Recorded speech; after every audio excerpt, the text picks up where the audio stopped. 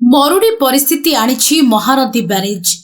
महा विपदरे भी कुंभकर्ण निदरे सोई रही सरकार। बारंबार विरोध परे भी पदक्षेप नाही। जनता को धोखा देई कुंभीर कांदणा कांदुछंती नवीन बाबू। 22 वर्ष हेब जनता को लुटिबा सहित शोषण जारी रखिछि नवीन बाबूंकर शासित सरकार। विवाद तो अनेक अछि, समस्या भी अनेक, हेले सबुठारु चर्चित समस्या हेउछि महानदी ब्यारेज समस्या।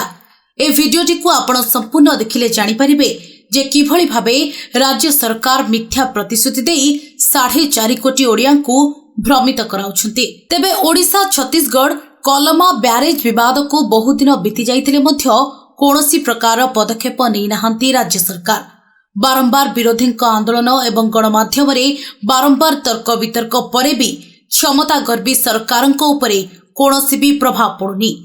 ग्राउंड जीरो रिपोर्ट आधार में ब्यारेज निर्माण बेले जुलाई 2008 रे छत्तीसगढ़ सरकार ए बाबद रे नवीन बाबू को चिट्ठी लिखिथिले, हेले नवीन बाबू एहाकू अणदेखा करिथिले। एहा परे पुणी से चिट्ठी परिप्रेक्षी रे छत्तीसगढ़ सेप्टेम्बर 19 2008 रे राज्य सरकार को एनओसी मागिथिला, हेले मध्य ओडिशा सरकार पक्षरु कोनोसी उत्तर मिली नथिला एवं ओडिशा सरकारंकर ई बेपरुआ मनोभावर फायदा नै छत्तीसगढ़ कलमा ब्रिज काम आरंभ करिथिला एवं धीरे धीरे जेतेबेले कलमा ब्यारेज प्रकल्प लोकलोचन को आसीबाकू लागिला, विरोधी आंदोलन तेजिबारे लागिला, तीव्र हेबाकू लागिला कलमा ब्यारेज विरोधी स्वर एवं नवीन सरकार विरोधी स्वर।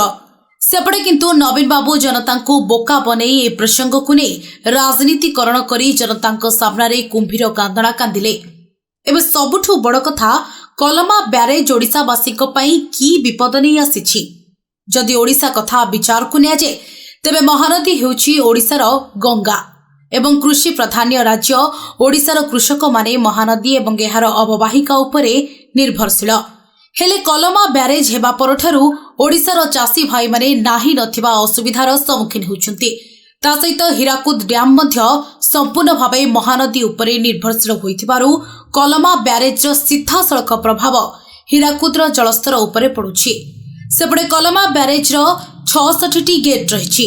मौसुमी समय रे ए ब्यारेज समस्त गेट खोला रहे, किंतु अण मौसुमी समय रे समस्त गेट बंद रहे, जहार प्रभाव स्वरूप नवेम्बर ठारू जून मास पर्यंत पश्चिम ओडिशार जिलागुड़िकरे मरुड़ीर परिस्थिति देखिबाकू मिलुछि।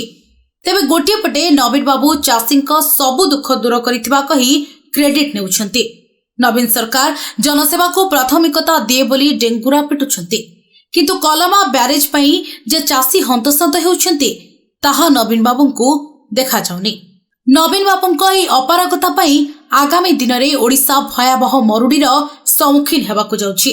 महानदी जल पई राज्यवासी भोगुथिबा महा विपत्ति नवीन बाबूंको सुच्छल भावमूर्ति रे दाग लगेई दैछि एवं केउ स्वार्थ नै पुणी थरे ओडिशा नवीन बाबू को बाछिब से नै उठुछि बड़ प्रश्नवाची।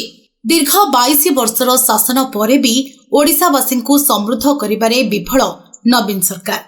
आज ओडिशा को बंचाइबाकू हेले आमकू नुआ विकल्प बाछिबाकू हेबो, किंतु कोन आम पाखरे किछि सठिक विकल्प अछि?